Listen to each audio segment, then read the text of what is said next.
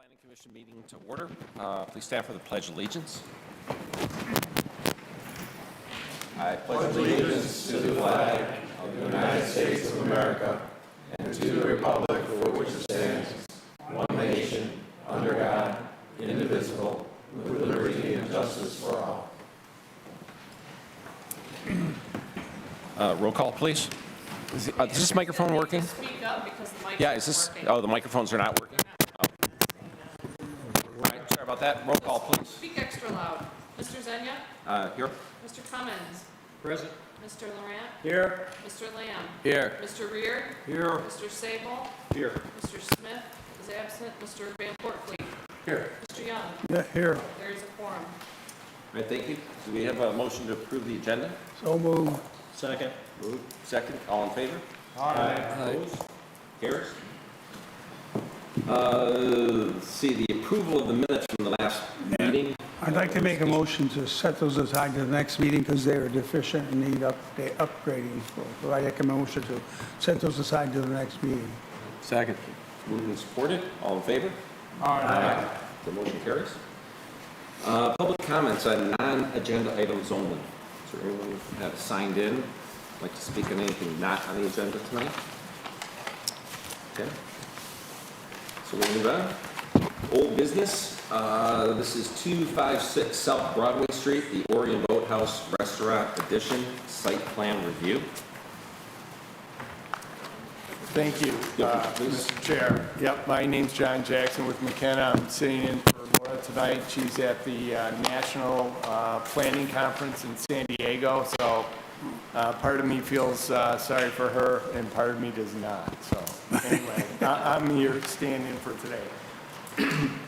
So as you mentioned, this project has been to the Planning Commission previously for site plan review, and a number of items were identified through our review letter and through Planning Commission discussion.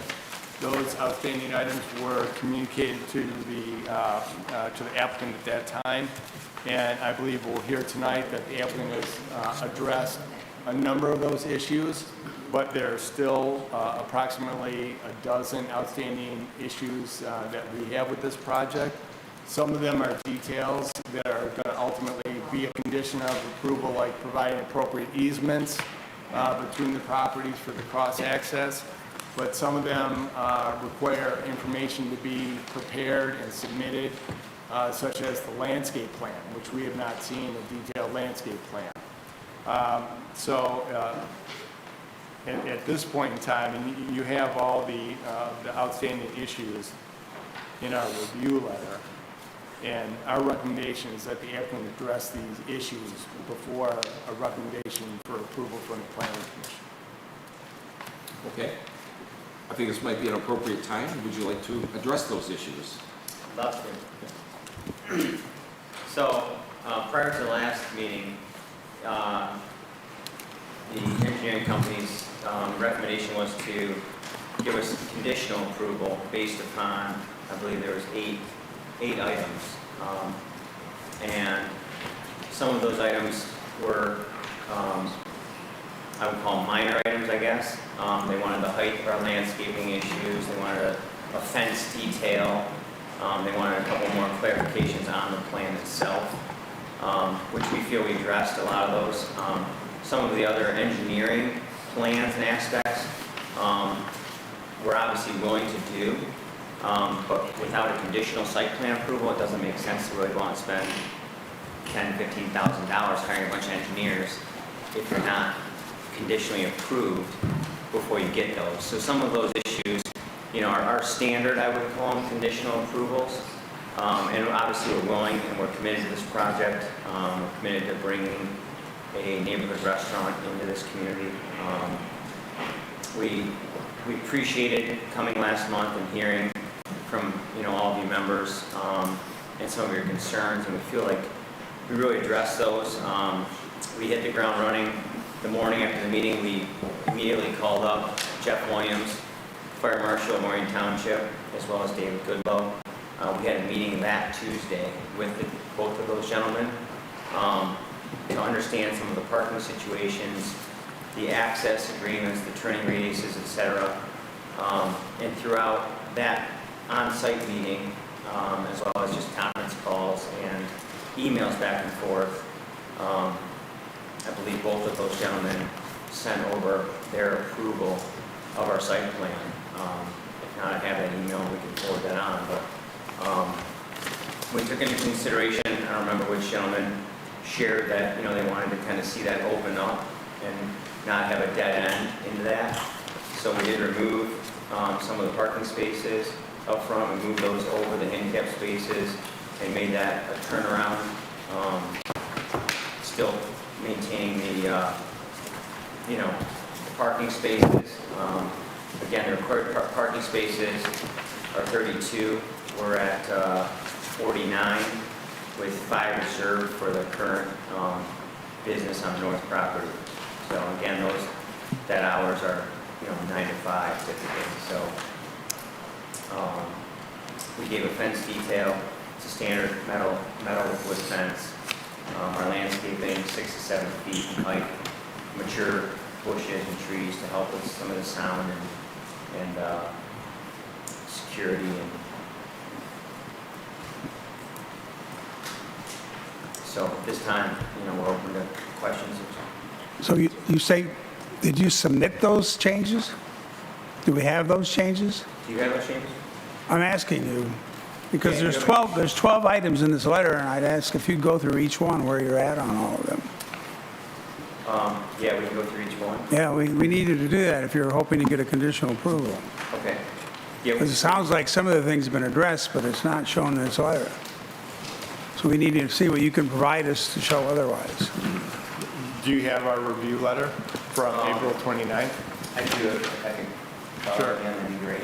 We did submit this to Laura. Yep. Yeah, Review. I think these outstanding items are missing from your current plans, but maybe if you could go through the comments Okay. one at a time, that'd be great. Perfect. Okay, yeah, so proposed decorative fencing, Well, the first item is the legal description, which is a very simple thing to provide us, so that shouldn't be an issue to get us the legal description. It's already on your documents somewhere. It's on the county property gateway, so it just wasn't included in your packet. Item number 1, you see that? Legal description, project not provided. The second, Page 10. It's the Yeah, very page first 10. bullet, sir. Out of a dozen bullets there. okay, sorry, there it yeah. is. So if you want to go down that list, please. So yeah, legal descriptions, we had sent over 3 surveys to the zoning.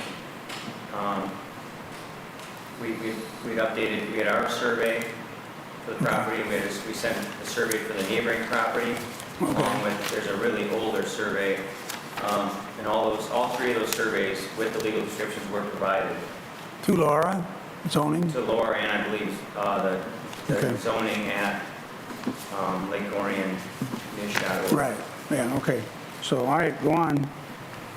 Next item. But hang on a minute, if I could. I'm sorry, sir. I'm an advocate.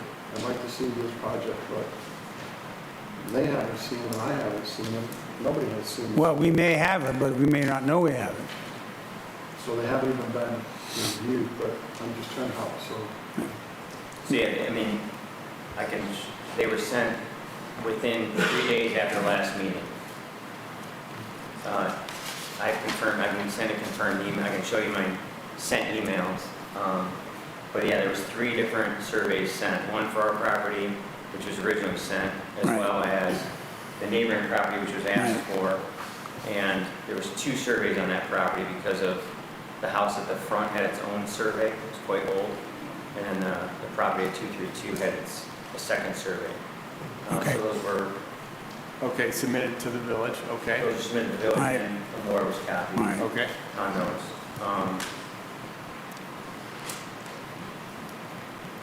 The buildings on the adjacent properties to the north and south to be detailed.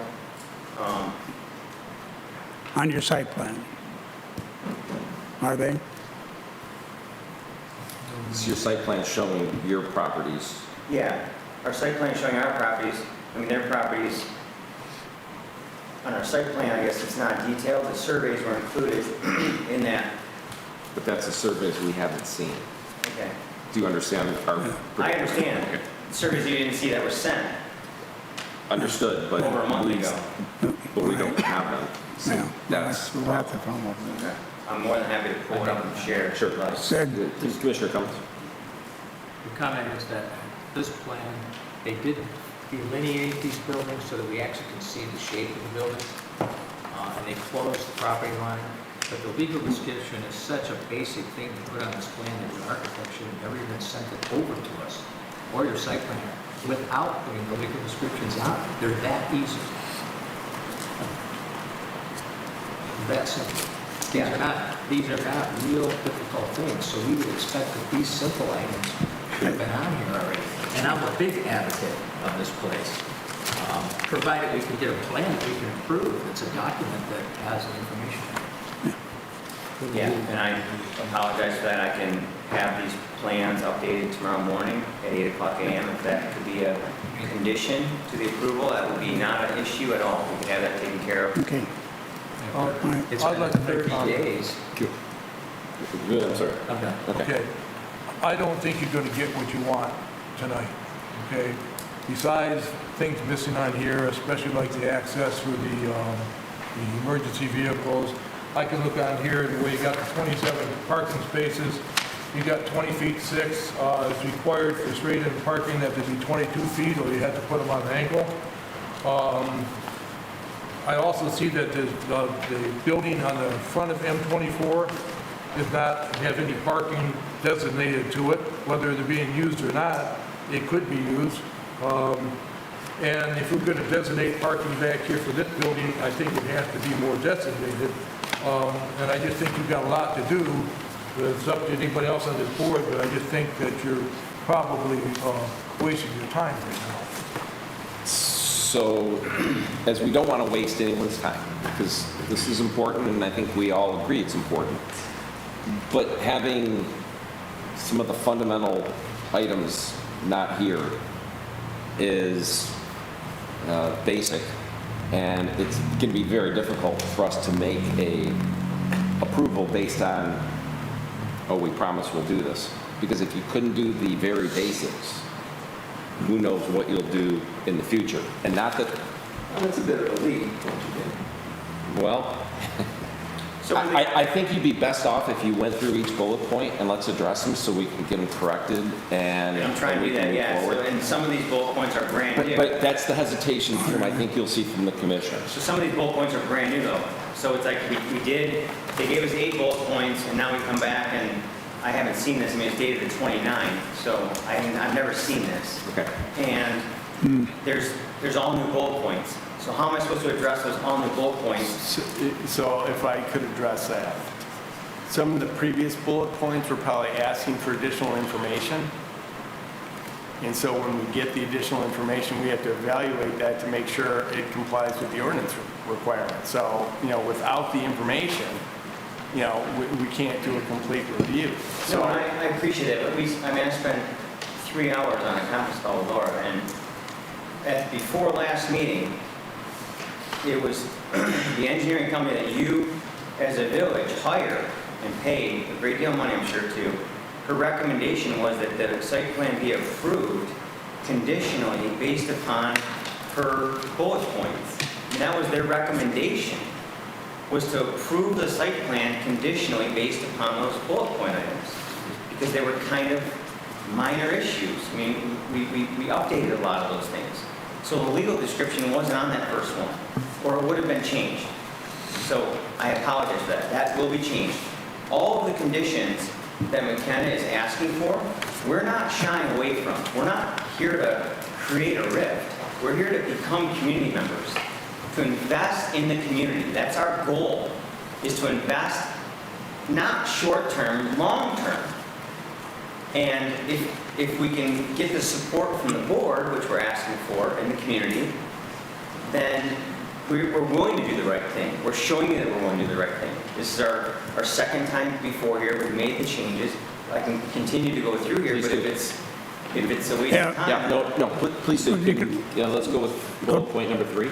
Yeah, So bullet point number 3, truck turning plan which illustrates the site can accommodate both emergency access and trash pickup. So, again, this was satisfied, the emergency access. Did Jeff Williams send you a letter, Joe? yes, He did? yeah. So he confirmed that, It's in the packet, okay, so page 15. you're asking for something to accommodate emergency access? Well, that's the building official, I'm sorry. Fire marshal has given us approval of all turning radiuses Right, and he fire did. vehicles. We don't have that, sir. Well, we have it, it should have been in the packet. It's not in our packet. I have one from the building official.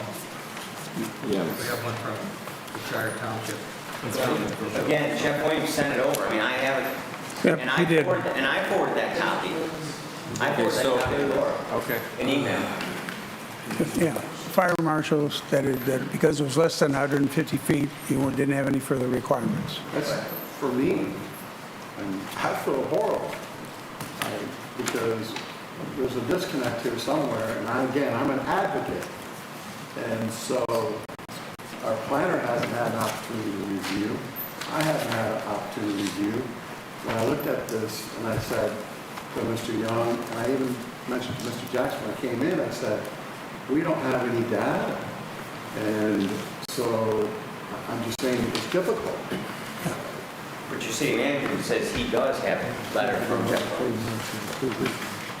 Correct? Yeah, I remember seeing it. I'm sorry I didn't have a chance to look at it further. I've been off the last 2 weeks, so I haven't had a chance to review these things. Can I email it to you right now? Yeah. You know, tell you, I mean, There's a lot of other things here, but go ahead. But right now, you're saying you're complying with everything. So if you continue down your list, Yeah. so we know exactly where you're at on all these items. So decorative fencing provided, we do have a fence detail on our plans.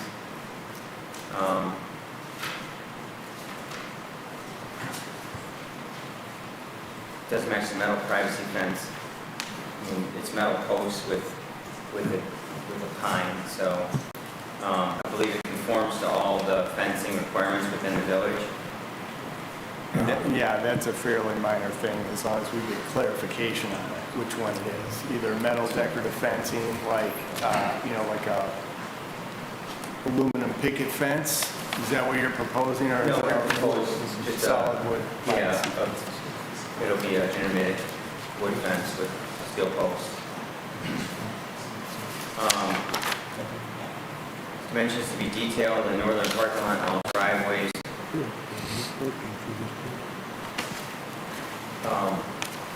Again, we shared some of the easements coming into the parking lot, some of the setbacks. I guess if further dimensions need to be detailed, I mean, we try to show a typical spacing, which I understand you're saying is off. I believe our aisleways are still in conformity with that spacing. An easement to be recorded. So we talked about that again the day after the meeting, or within 2 days after the meeting. I supplied an affidavit, a legal document from the owners of the properties sharing that there is a signed lease in place, and that lease guarantees and assumes that we have the use of both parking lots for the remainder of the lease, excluding the first 5 spots in front of first 5 reserved spots in front of their building. So, short of an easement being given, I mean, I understand the board wanted to understand and make sure that we had that parking guaranteed throughout the term of our lease, and that with that lease in place, that front building, it is a building, but before that building were to be used, those new people would have to stand up in front of this board and share, hey, we want to use this building, right? And they wouldn't have that parking because we in turn have that parking legally. So You've provided that already. then. Yeah. So we need to track it down. You do have that? You said you sent it to us? No, Yeah. who has the affidavit? I forwarded the affidavit again. I forwarded To a Laura? copy. To Laura? To zoning, and every time I send something, I send to zoning and Laura. So, and I have a copy of it with me, I'm more than happy to share. The owners are here of the property. Sure. Can I ask a question of the planner? If we're going to approve a site plan for a restaurant at this site, that approval isn't predicated upon a lease. So if they stop their lease expires or they walk away from the project, there's still a restaurant is permitted for use on the property. So consequently, does not the parking for the permitted use of the building have to be perpetual? Right. Yeah. Or Does- tied to the use, or tied directly to the Right. use as a restaurant. Okay, So so, as long as there's a restaurant there, it has to have adequate parking. yes, so those documents are a little more complicated than an affidavit from the adjoining property owner. They're fairly complicated documents. One issue I have with this site, and I totally want to do another restaurant so badly I can taste the food already, okay? Is that you have two sites with separate owners. Same owner. I'm sorry, excuse me. We have two separate pieces of property that are not linked, combined into one piece of property for the purpose of the development. Okay? So it has to look like that or smell like that in order for us to approve it. They need to be permanently linked in such a fashion that if the restaurant disappears, okay, it has to be linked. It can't be tied to your lease. It has to be tied to the building. So I'm not sure how that's done, but it's not done informally. So that was a big question I have with granting any approvals. We would have to see something substantial. So what further would you like to see? I guess that's. again, I would over. defer to the planner on the exact nature of the documentation required for that. And typically, a site plan for a commercial operation, on the first day in the door, meets the minimum necessary requirements for a site plan. This includes such items as the legal description, the boundary, the measurements of the existing building, the measurements of the buildings from the property lines, all of the existing features of the site. Then on top of that, usually they include the proposed buildings. Oh, I see. And then what changes are going to happen to the existing site. You've submitted guidance, whoever's guiding you from your design end may not be doing a great job, because your site plan is deficient. And I understand that you would like to assure us. It's legal description only, though. I- Our boundaries are on here. Everything you just stated is on here. Yeah, I think, but it's not ready for approval, though. As Mr. Reard mentioned, the parking spaces may not be in conformance. The minimum standards of the zoning ordinance and the site plan need to be on the plan, or should be on the plan. If they need to be 22-foot parking spots, they should be on the plan. Unless you angle them. If you angle them, you can keep it at that 20 foot. But straight in, you're required to be 22 feet. The other issue you need to know is how many square feet is this building up front here? Okay, you got two usable floors. You're going to have to make sure there's enough actual spaces for that building. You can't just say, well, I'll give you 4 spaces, 5 spaces. The ordinance required, what'd you say it is? Every 350 feet, it's got to have a parking space for it. This building over here, the house in the front, I think you're going to have to get from him something to say, I'm going to ask this as a planner, if they just call this storage, so it can't be used for anything but storage, so it doesn't need parking spaces. Otherwise, you've got a house there. So what he's describing is the use of the property that you are going to gain easement for your perpetual parking lot is now being changed by your plan to such a degree that you'll have to define those properties also. So it's a very complicated thing here, and there's very little information for me to make a decision.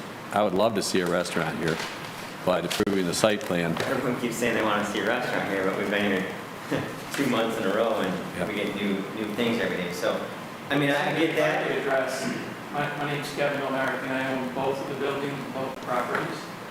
And, we've met several times, almost all of you. And as far as the building and the parking lot, they have full access. So we do own both properties.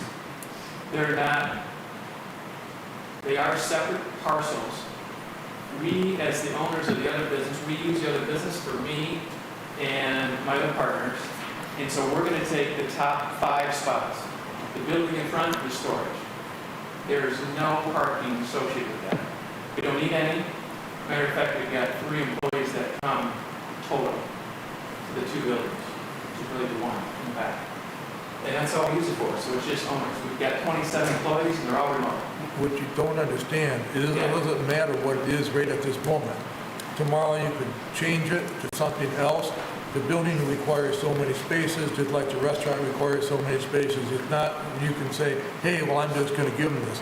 It's not that, it doesn't work that way. This has to be what spaces it needs, okay? I don't think there's anybody on this board that doesn't want this restaurant to happen. We all want it to happen, okay? And you just gotta fix the problems that you have. I don't think it's tremendous, but you do have some issues. And I think you need to talk to the planner about the house in the front, if it can be called something, to where it's on our village thing, is just storage or something, so it doesn't have to require parking. I don't know, but you need to deal with the planner and tell you what you can do. How many spaces are required for where this is owned commercial office? 350, one for every 350 square feet. How many square feet is your office? Any of them? So we have 17 more spots between the 2 parking lots. Right. We have 17 more spots that are required by code. So, yeah. We're required 32 spots for our restaurant. Yeah. We have 49 spots between the 2 lots. So 17 times 350. Yeah. Well, it's a parking calculation you need to show. That's all. It's a formula in the ordinance, so we just need to show that. That's all. Right, John? Yeah, and it's different for each use. Right. The restaurant has a different parking. Yeah, so you need to show that. The office does. But an office would be 1 for 350 square feet? Depends on the use. There's a calculation form. You need to show that. That's all they're looking for. Show us the parking calculation. I guess, I have a question is, what document are we trying to conform to here? What is the piece that says, we have to have this written document about these 2 conjoining properties? What are we trying to accomplish? Where do I find that document? It's the zoning ordinance. The zoning ordinance has to say that you have perpetual access to this number of parking spaces for the length of time that the use is in operation, period. So if for some reason these lots were ever sold or divided, then there might be a situation where there was a parking deficit on the lot. That's what we're trying to avoid. Yeah. That's all. And so we can come up with any document. I'm happy to sign any document that'll say for 5 years for the length of the lease. And while that's a restaurant, to be able to conform to whatever they do. It'll be calculated that way. So if somebody, for some reason, something happened, we had to sell the property, that they would have to abide by that. Yeah. That's called an easement. Right. Totally. An easement that goes with the land. So if you did sell the property, there'd be an easement on that property so that these people would continue to have access to it. Yeah. All right. Well, could we move on down the list? Yeah, To the rest of them I'm quickly, sorry, please. so let me back up one. There's a plan here asking for dimensions of the parking lot, and there are no dimensions on the parking lot on the north side. So we need to have the dimensions on there so we can verify. It's been brought up tonight that the dimensions of the parking on the south parking lot may have to be changed or somehow reconfigured, which may change the number of spaces that we have.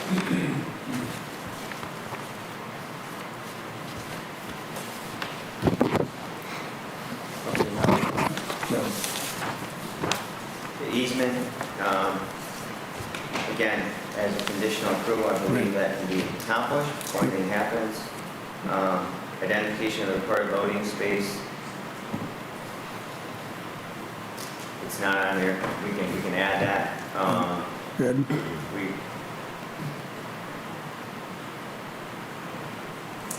redesigned the dumpster enclosure consists of natural stone material.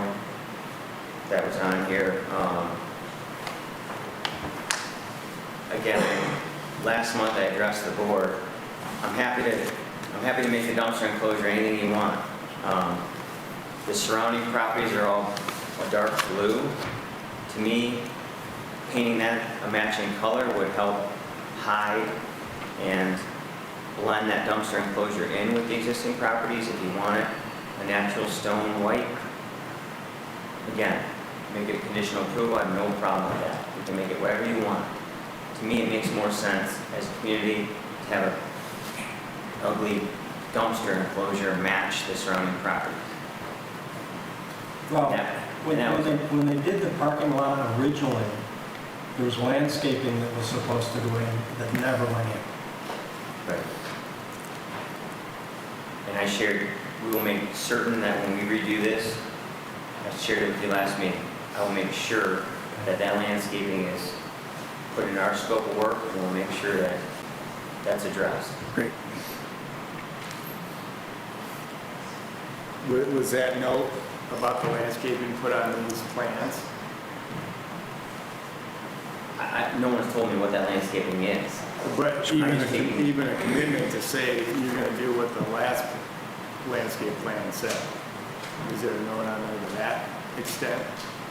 I mean, I'm under, No, when they did the parking lot, when they came and asked for the parking lot, it was part of the parking lot plan. Parking lot got done, and it looks great, it's a good-looking parking lot, but they never put up the trees that they were supposed to. and I just shared last meeting, if that's, if somebody wants to share with us what that is, we can include that landscaping in our scope without an issue. Screening on the northern residential property owners to be provided. Again, that's a new one. We're more than happy to put some additional screening on that north side. There's very little room to put that. The majority of its structures are already landscaped. But again, we're happy to comply with that. Landscape details to be provided. We shared some of the species are on here, the sizes are on here.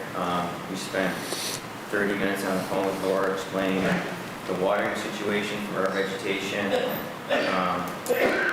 didn't seem to have proposed AC units, screened. Yes, we can screen those. That's not an issue. We can put a screen to match a privacy fence on the other side. Photometric plan was included in our site plan drawings that was submitted. I have a copy here, happy to show. Yeah, and there's a few additional things that we needed on that photometric plan. Okay. We can provide those cut sheets.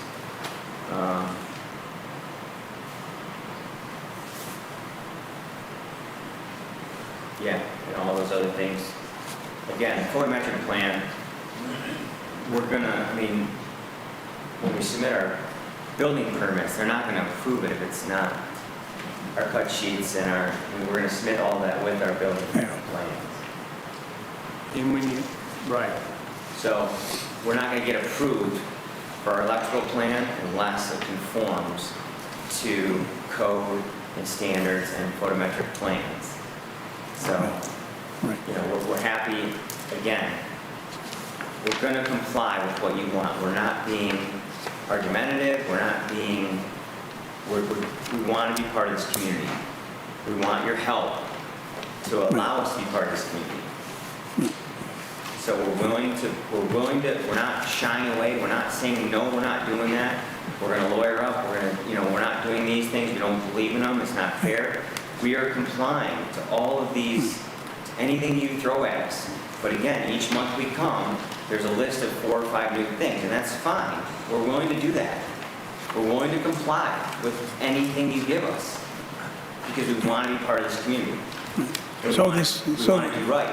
So this evening, you'd like to get some direction that this, subject to these 12 items being met, that we would find this acceptable, so that you can proceed and invest more money to get all these details provided for us, correct? Yeah. So like I said, a conditional approval, subject to Correct. those items being complied with. Then bring it back to the planning commission at the next meeting. That's a motion I'd like to make. do we have some discussion? So thank you. We'll have a little discussion, Yeah. unless you have something else you want to add? Okay. Discussion? Yeah, no, Is there a second? I have a discussion first. If that was a motion that Joe made, Then Yes. then we you have need- to have a second before you can discuss. Right. Well, will anyone second? Second. I think Ken had something to say. Okay, so Now you so can have we have a discussion. motion, and it's been seconded. Commissioner Van Portford. You know, again, I want to apologize because you say every time you come back, we have 4 or 5. We didn't. You didn't get communication. We didn't get communication. It's a mess. Okay? So I don't want to be put in that position that we're making it difficult for you. I'm an advocate. You heard 3 other commissioners say that here. When you stand there and say, I would like you to work with us, I'm more than willing to do that, and I'd rather go the other way. I'd rather have you get this taken care of, and we'll pull a special meeting to look at it, as opposed to waiting for 30 more days, so that we have this cleared up. Because one of the concerns I have is,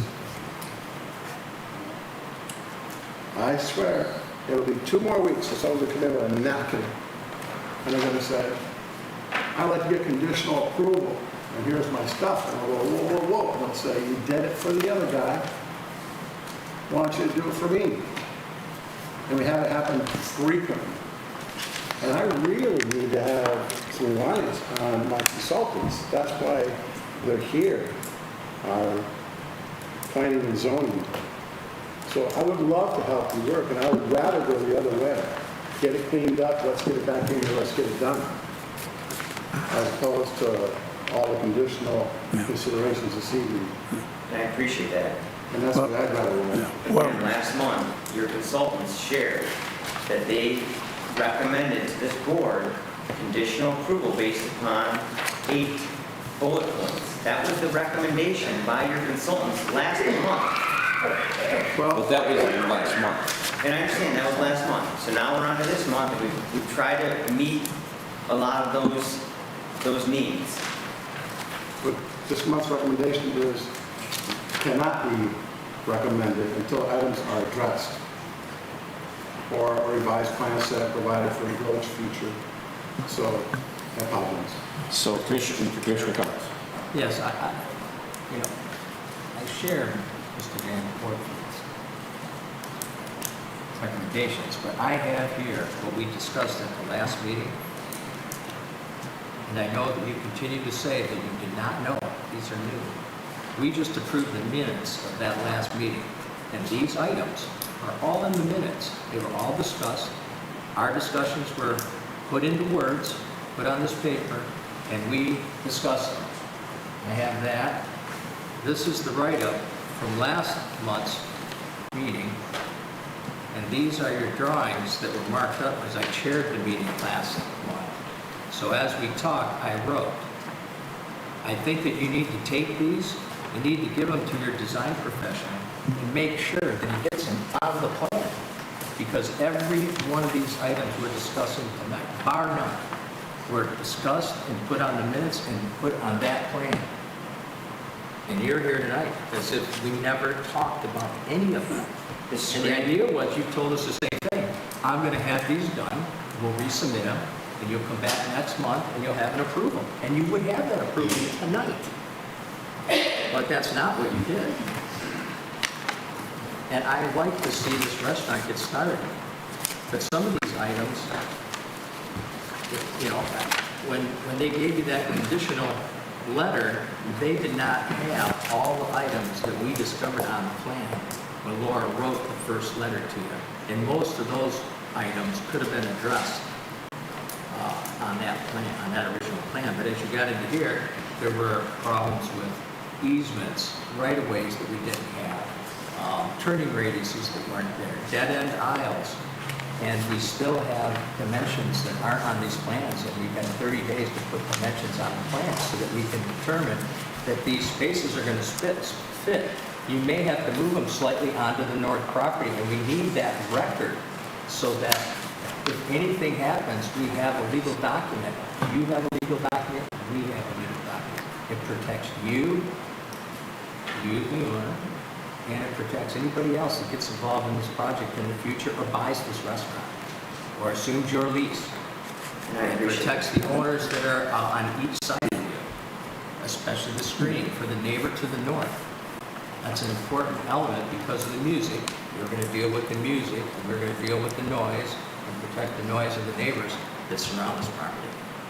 And it was just the right thing to do. I think we're on the right direction, but we still have these simple items that need to be put on this plan so it can become a legal document. Robert? Yeah, I think we should table this because you got to come back regardless if we give you a conditional one or not. I believe you can meet everything on here with no problem at all, and I believe you get it approved for the next meeting if you just do that. So you're going to be coming back anyway. So, and I've always been one that I don't really like special meetings just because we have all lives and schedules. But I do agree in this instance, I would be in favor of a special meeting. I don't like to drag feet. Just my 2 cents. Okay, I think the reason that's impossible, you need how many days? No, it's not a problem. Because you told me- No public hearing, this is a site plan. Yeah, I think we could do This it. is a site plan. No, What we're asking for is not difficult. Okay, I'm good no. with that. So like in 2 weeks, Sure. would that meet your time frame? Let's ask, could you accomplish Yes. the items that we're asking? So we can look in 2 weeks? Motion. You have a motion on the floor that needs to be voted on. Thank you. So the first motion that was on the floor from Mr. Young, I believe, Yes. supported by Commissioner Sable. All in favor? Aye. All opposed? Aye. Motion does not carry. Okay. So do we have a second motion?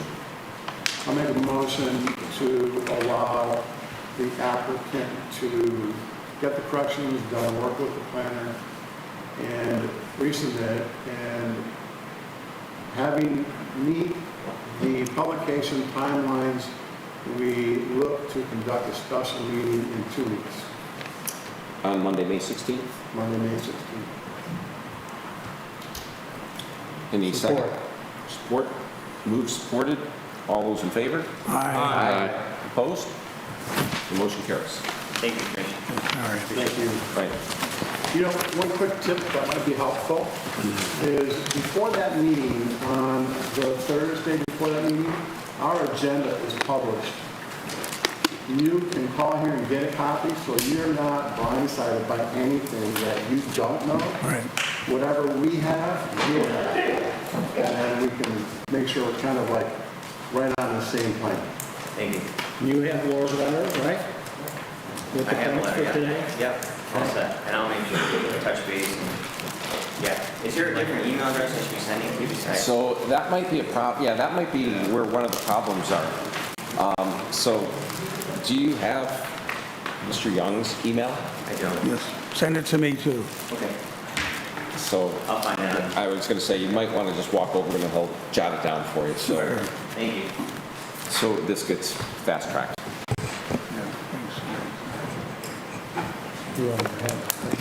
Thank you. Would you like these? Would you like the notes from Commissioner Combs? Sure, that'd be great. You got them, right? I can show you that they're not ready. Show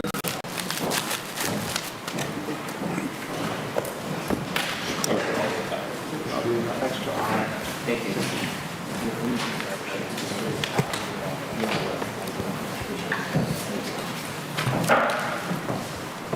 All right, thanks for coming.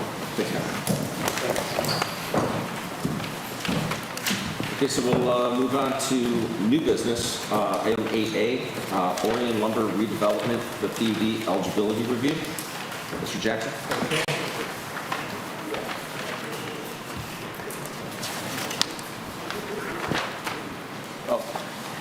Do we have no power? Is it- Nothing's working.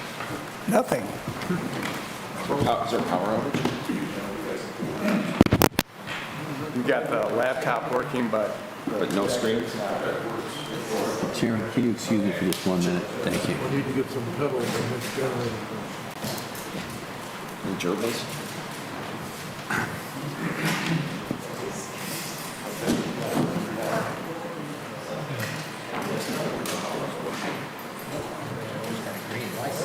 So the lamps are just the crest on it. Nothing.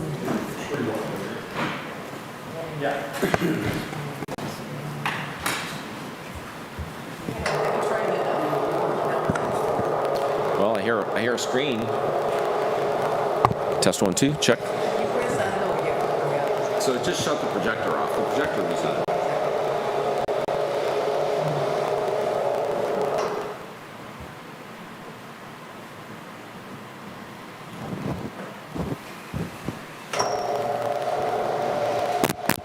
TVs are on. Check, test, test.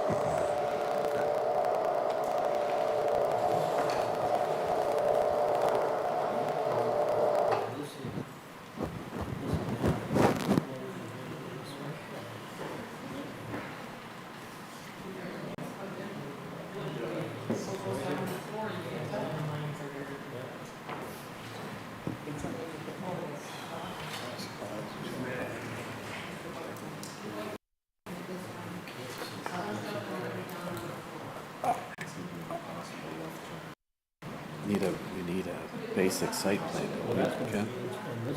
We need a basic site plan with the properly dimensioned for showing the minimum. There's no things. The planner.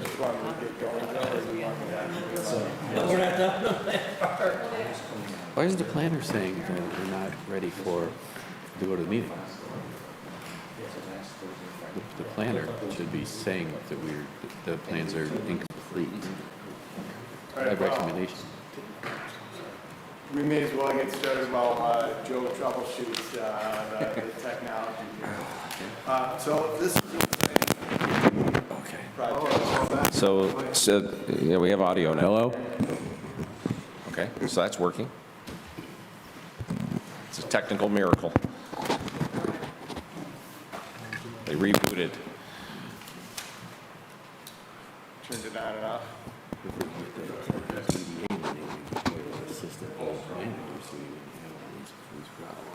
That's never gonna happen. Yeah. It's a good attempt, though. Well, we're gonna get, it gets better. It's gonna get way better.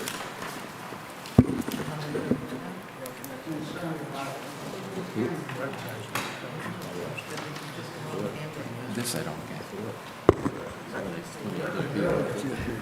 They don't go to the county, they don't even watch TV. That's not it. That's not it.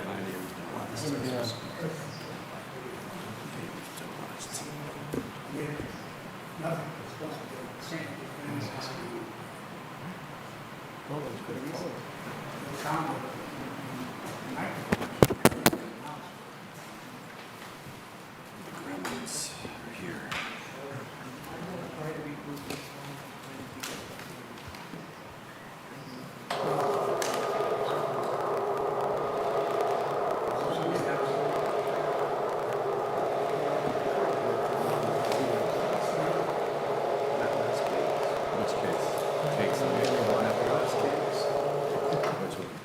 You're right here.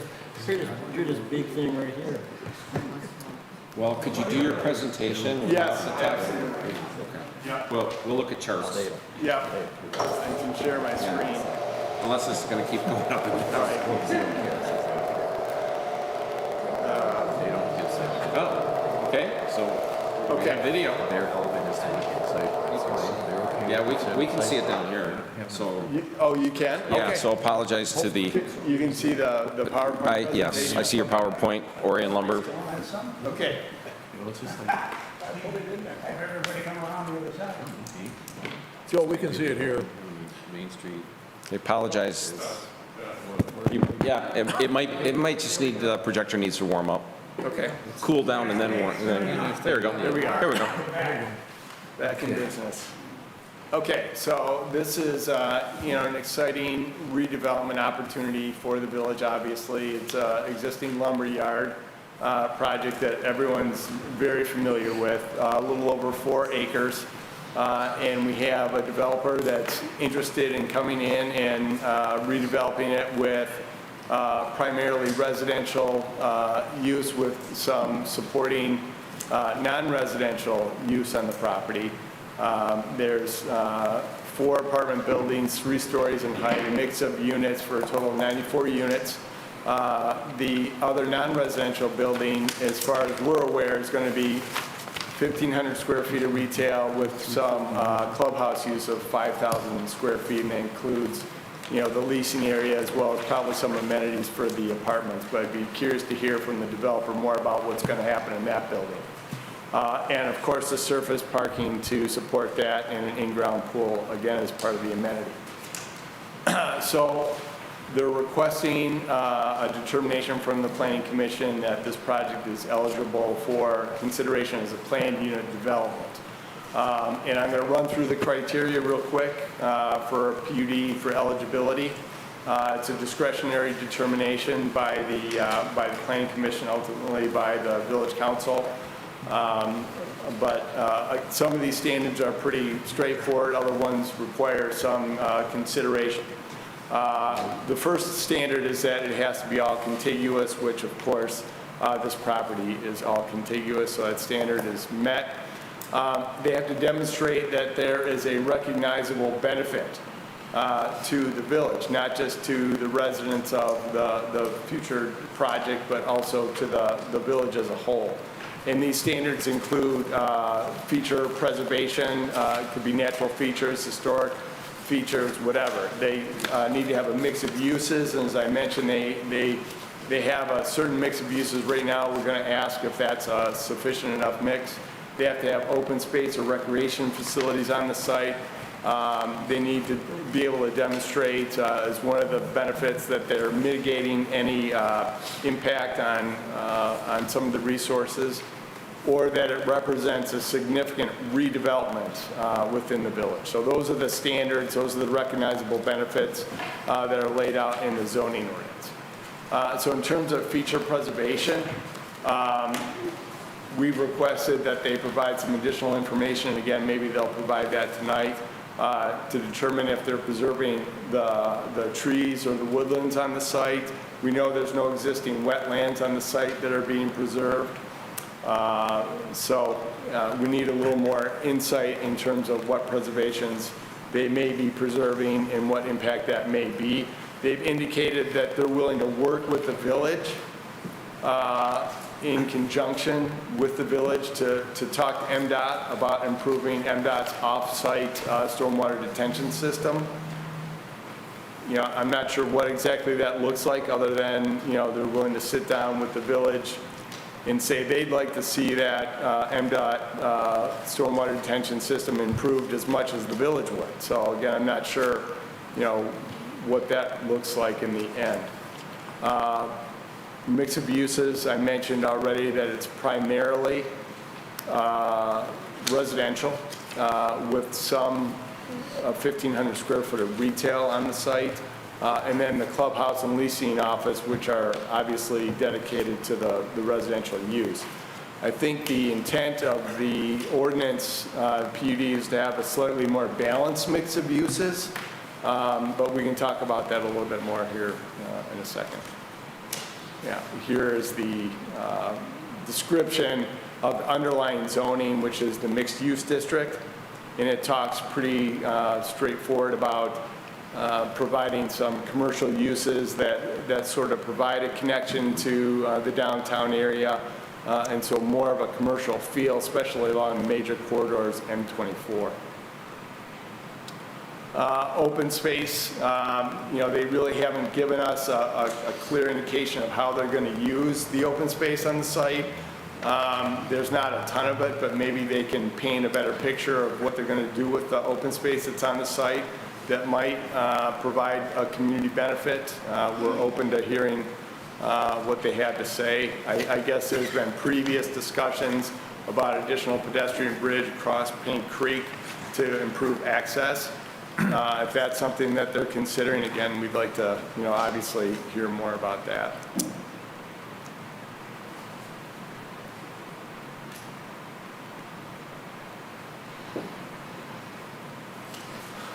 Mitigation, obviously there's going to be an increase in impervious surface. There's going to be environmental impacts based on the development.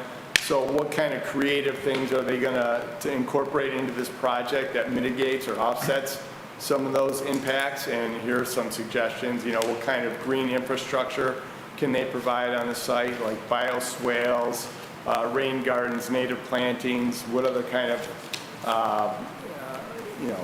environmentally sensitive things can they incorporate? Solar roofs.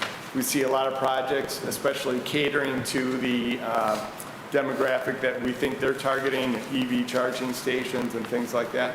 So we'd like to hear, again, a little bit more about what kind of creative things that they're proposing to incorporate into this residential development. One suggestion that we had is the possibility of looking at tucking some of the parking under the building to reduce the footprint, the impervious footprint of the building. So that might be one suggestion they want to consider. In terms of redevelopment, obviously I mentioned that it's a lumber yard, so this would be obviously putting it into more productive use for the next several decades. This project, if it goes forward, obviously it's going to be around for decades to come. So we want to make sure that that it meets the village's expectations. And we did have a couple of comments on the layout. So, again, this is the main gateway, main entryway coming in towards the downtown. So, you really would like to see sort of a landmark building at this location to announce the entrance into the downtown. And, right now, as we understand it, this is going to be a one-story building, and so there might be an opportunity to have more of an impact that contributes to the streetscape, that makes it more of an entry or a focal point. Again, this is going to be here for years to come. This is probably not going to change if it does go forward. One thing that concerned us a little bit with the orientation, again, as we read these conceptual plans, it appears that these townhouses may back to the public street here and front towards the parking lot. The way we read this, it looks like the pedestrian entrances are towards the parking lot, and the ordinance in the mixed-use district says specifically that the ground floor uses should have direct access onto the public roads. So we would expect that, these units that front on the public road, that would be their front yards, that would be the public part of the property, not the private backyard areas where you have the grills and that kind of thing. So, we'd like to see connections to the sidewalk. We envision a scenario here where people are walking out to the sidewalk, walking into town, that kind of thing, as opposed to emptying out into the parking lot. So in terms of what's being proposed, the density calculation, the base density calculation is 62.25 dwelling units at 15 dwelling units per acre, with the ability to get up to 94 dwelling units per acre through discretionary decisions made by both the Planning Commission and the Village Council. So if they're able to demonstrate that there's significant public benefit to the project, there's significant creativity that's included in the project, they can use those things to justify an increased density bonus up to the 94 dwelling units. And again, the purpose of the meeting tonight is to get the Planning Commission's thoughts on, are they close to that? Are they getting close? What can they do to get there? That kind of thing. The other requirement is that it's furthering the village's master plan.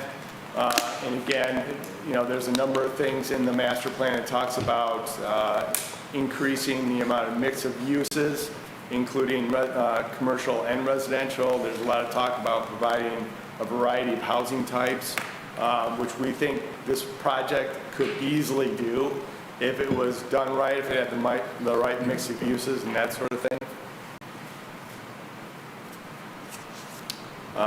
again, unified control, that's all been taken care of. So, as you can see, there's a lot that this project offers, but there's a lot of questions as well in terms of, does it check all the boxes? Does it meet all your expectations? So the purpose of tonight is to hear the developer's presentation and give them some feedback. So with that, be happy to answer any questions or whatever the commission's pleasure is.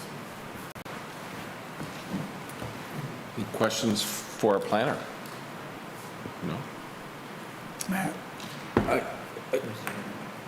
Good. So John, I thank you for coming to take over for Laura again. This is the second opportunity that I've had to meet with you. And since we don't work with you routinely, I'm going to be kind. Thank you. And one thing I've noticed about your PUD review is it's a little bit nebulous. Okay?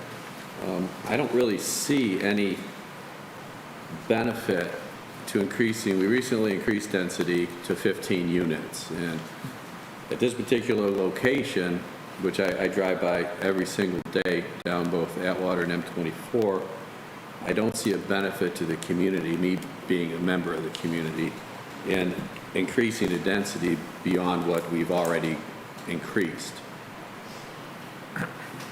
Okay, the traffic is difficult, the location is difficult, and so I'm not hearing anything in your recommendations regarding, it sounded like you were saying that they could offer a lot more than they have here, and I agree. There doesn't seem to be much offered here. This looks like an apartment complex. So my question is, you're not recommending they do anything different? We're waiting on input then? Yeah. Okay. Well, your recommendation, John, says, based on our review, the proposed project does not fully support the objectives of a mixed-use planned unit development. That's right. I think they're getting close, but again, the purpose of the meeting tonight is to have them expand on it and get more direction on what things the planning commission would like to see. One of the questions that I keep wondering about, John, and I've talked with the manager and I've talked with a couple other members, just trying to understand it myself, is traffic. I actually asked the engineer, our village engineer the other day, for housing, I'll call it housing units, how many trips per day are used as a standard for a car? And they said 6 on average trips per day. Have you heard that before? Well, for multiple family, I was always under the impression it was closer to 8 trips a day for each unit. Okay. It kind of depends on the size of the units and that kind of thing. So I keep wondering, where does a traffic study come into this? Because you're going to have 94 units, 178 cars. 178, I'm going to round it off to 180 first. There's actually 188 because there's 10, I think, handicapped. So 180 times 6 per day is 1,080. Well, wait a second. 180 times Wait a 6. second. So they're proposing 94 units. Yeah. And IT is about 8 trips per unit. So we got 94 units times 8 trips a day. 720. Okay. And so that would be the math. So a little under 800 trips a day. Some 152 to be exact. Okay. Okay. So how, and I'm told MDOT rules. We can do everything we want to do. And MDOT might say, ain't happening. Is that not true? MDOT has the say in terms of ingress and egress, making sure that, the access to their road channels the volume of newly created traffic appropriately, but not the land use. They don't have to say the land use. Okay, so let's talk a little bit more about MDOT. So exiting out onto M24, you're only going to be able to go north. I would safely assume. Actually, out onto Atwater. Gosh, which way is most people going to want to go? Probably west to go south. So, and I think that's one of the fears in the community, because people have said, how is the traffic going to be managed? And so I keep pondering on that. So how's it all work? I mean, isn't a traffic study really a kind of a lot higher level of importance in this process? Absolutely. Two things.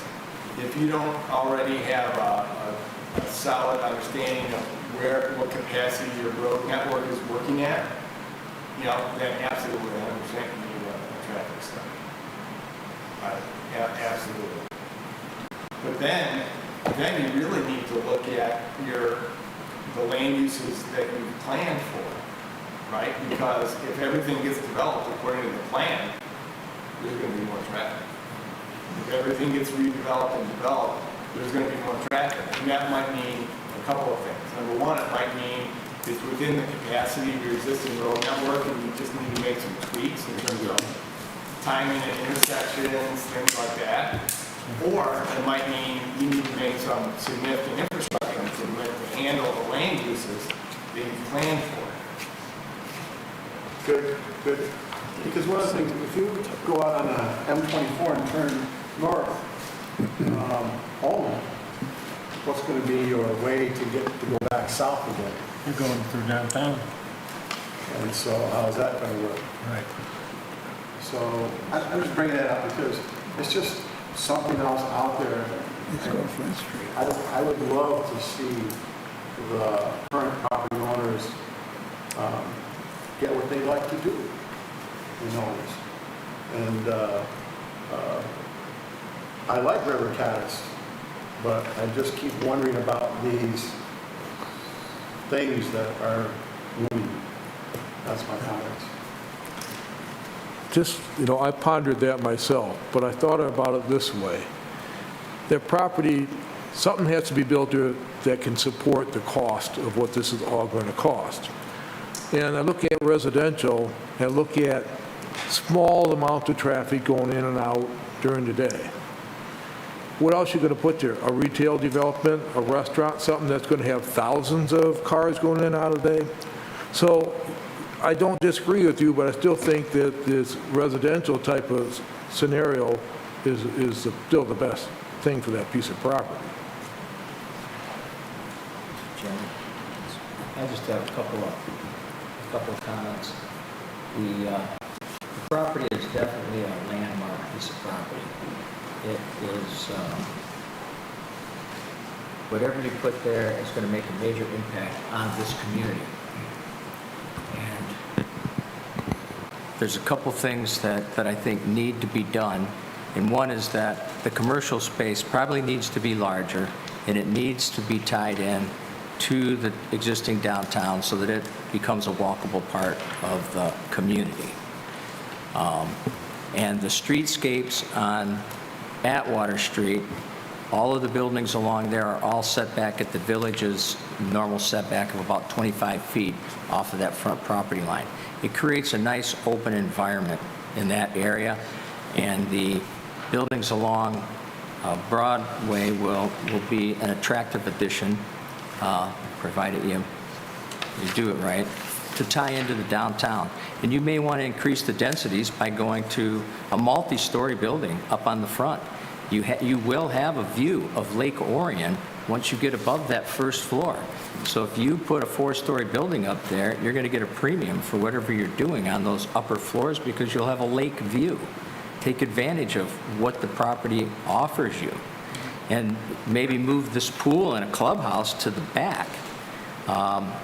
And cut back on some of the units. You might be trying to put just a little bit too much on this piece of property than what it can handle, or get the density up into the taller building and free up some of the amount of hard surface areas that you have. I truly think this could be an outstanding project, but you're going to have to really put some serious thought into tying it into the rest of the community and probably reducing the density back down. in order to make it work.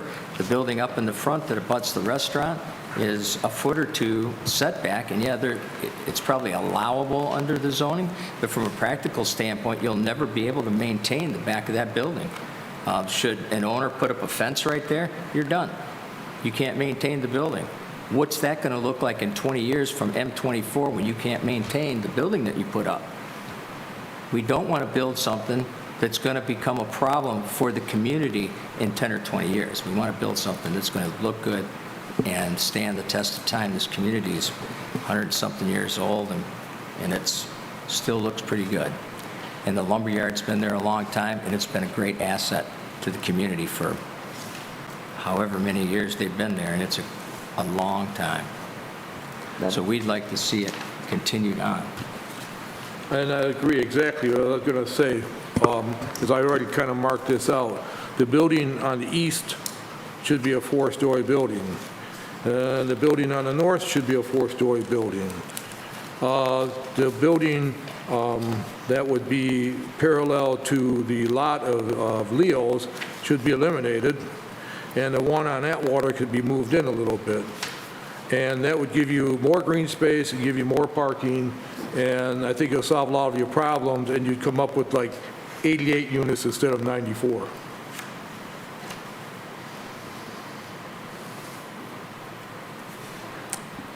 I was going to reserve some additional comments about the site until the engineering firm had an opportunity to speak, but I'll chime in. Some of the newer developments that I've seen have the tuck-under garages. It's not just open space for the car, and it can be well done, where you can have an apartment or two above the parking area, and that would be another utilization consideration. And offer covered parking. You had mentioned it in your presentation.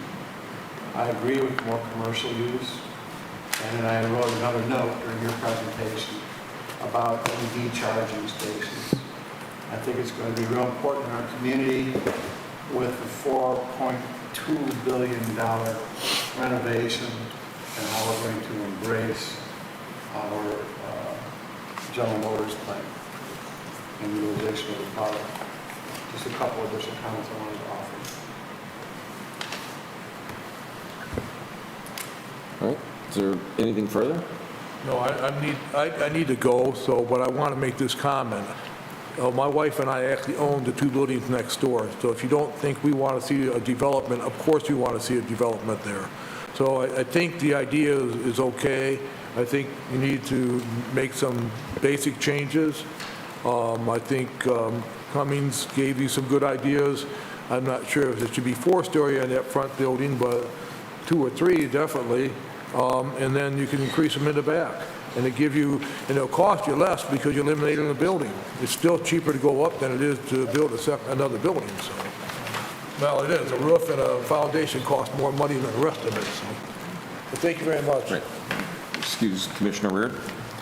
All right, is there any other comments? I think they were looking for feedback. Did you? Greetings. Which is?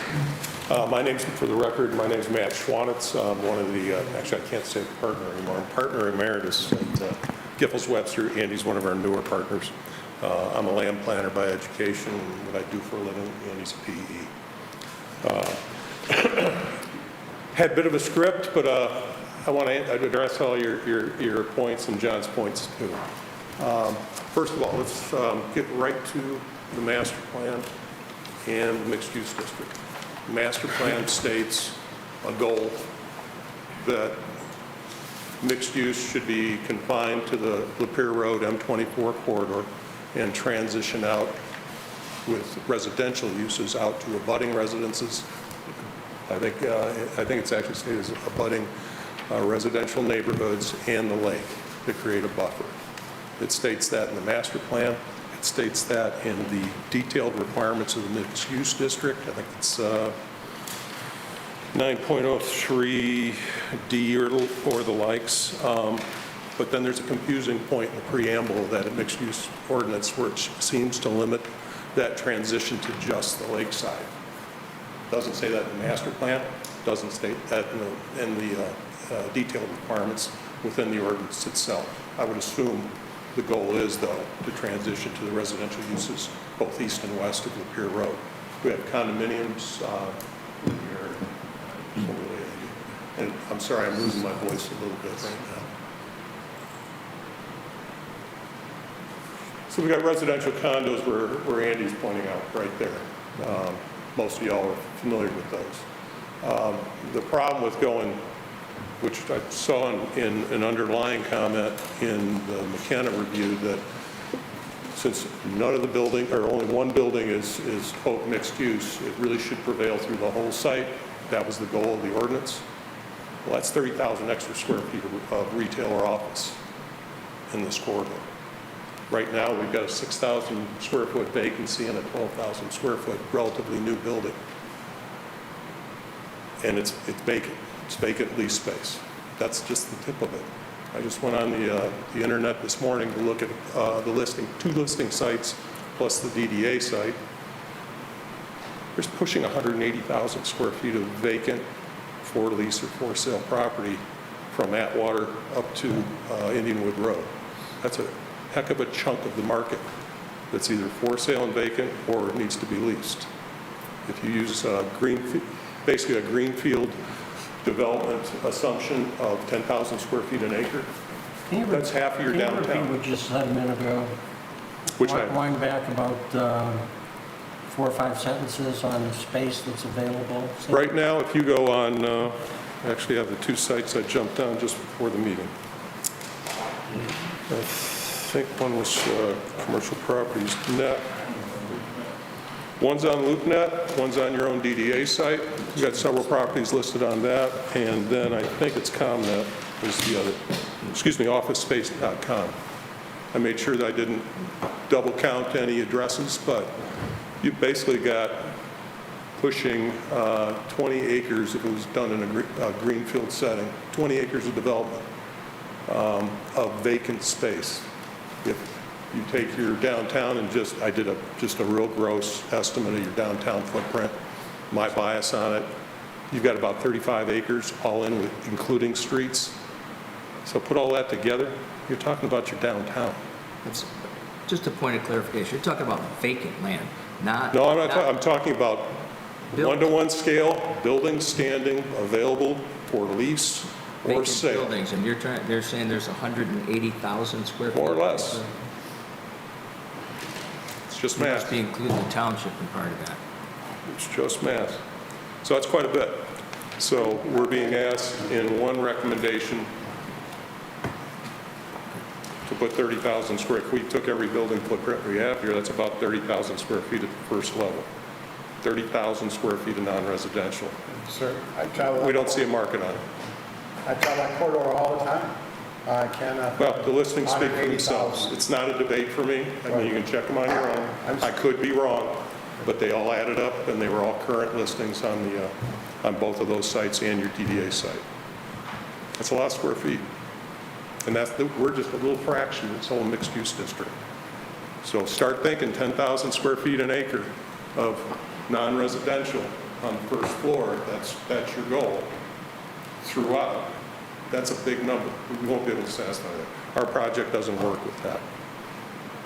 Period.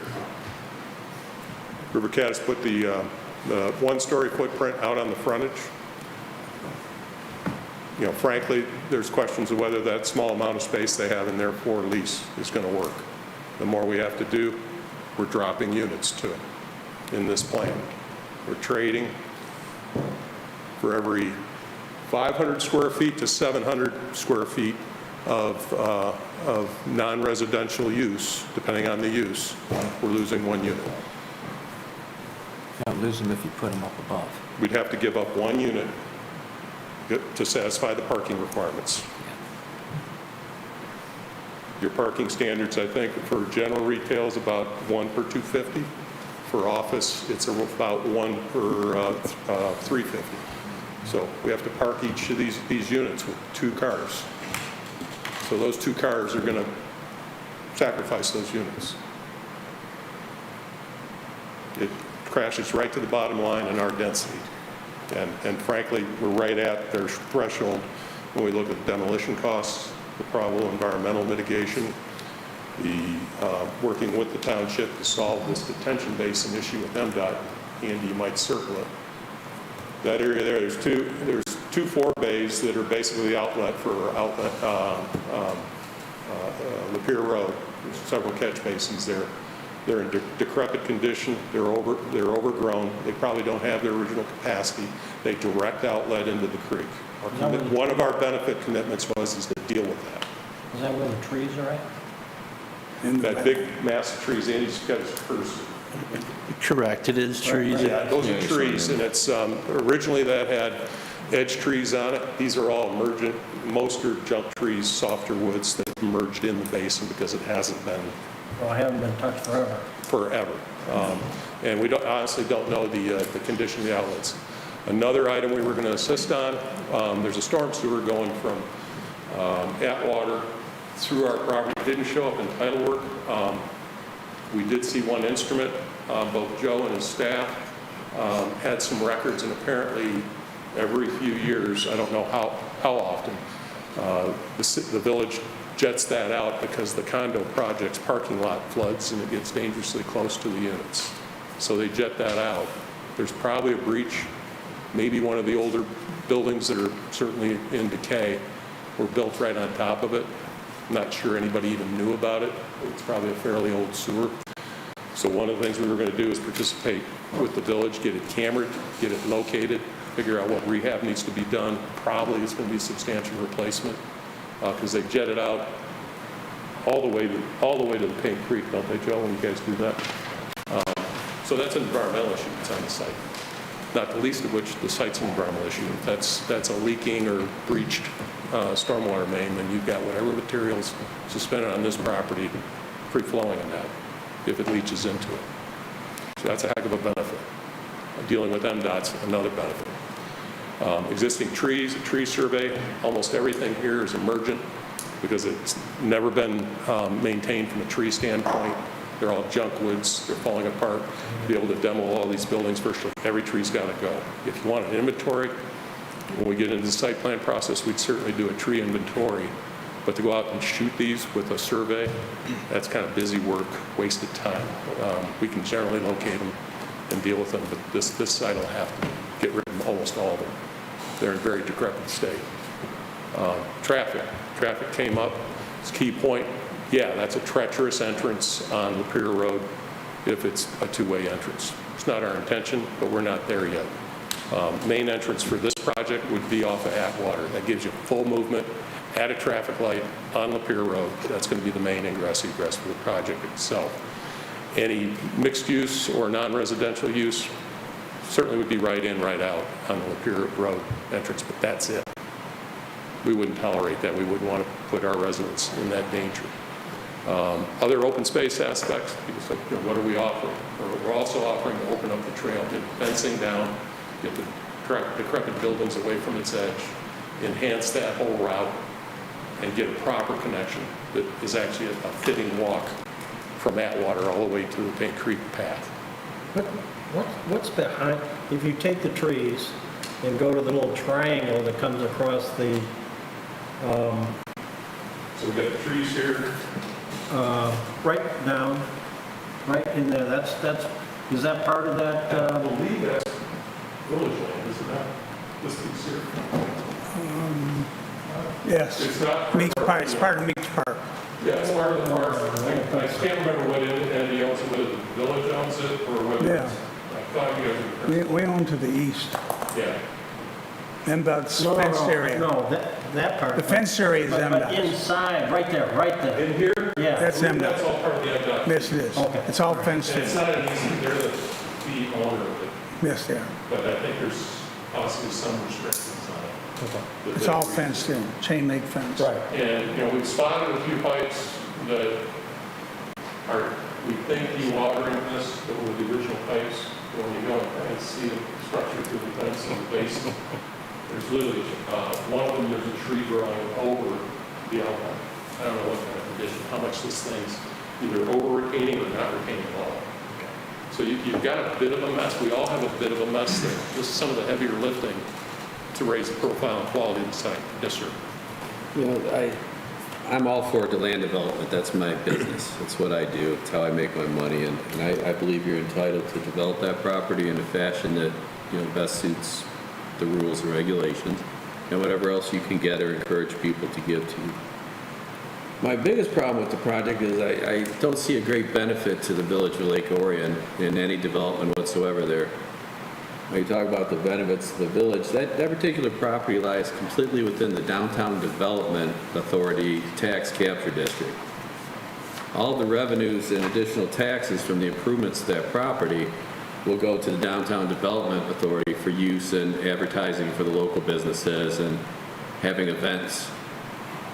I'm wondering where the money is going to come from this project to maintain the sewer that you talk about, to maintain the street that you talk about, or to maintain any of the surrounding infrastructure when all the tax dollars in that property are going to be going to the Downtown Development Authority.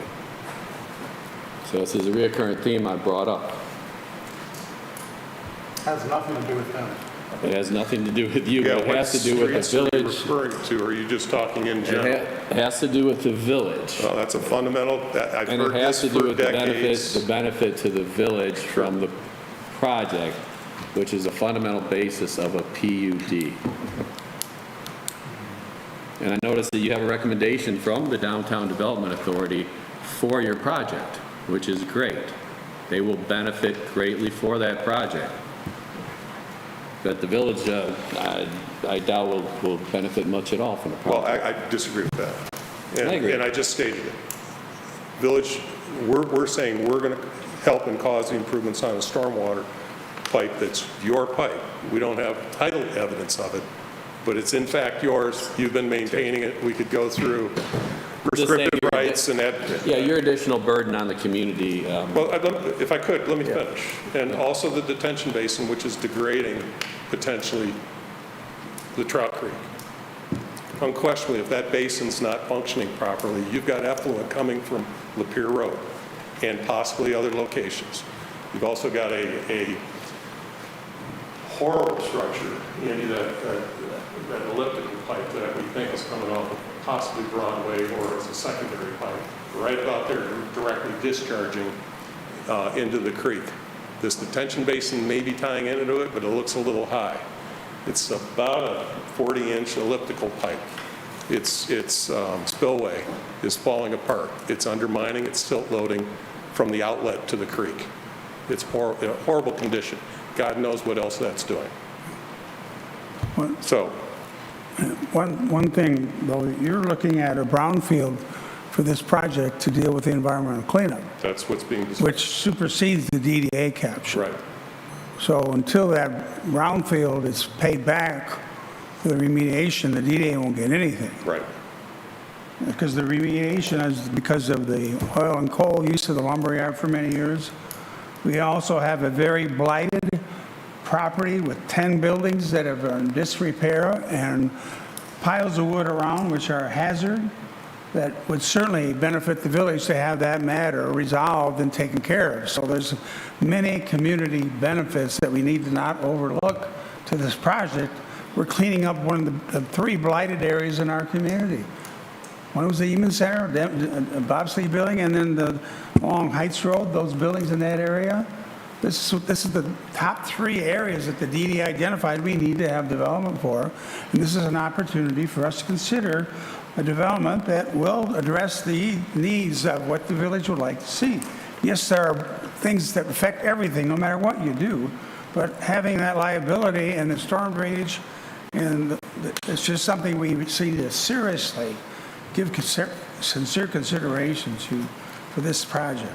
Yeah, I want to address another item that's important to address, and I heard at least twice that going up is less expensive because you've got, I guess, less foundation.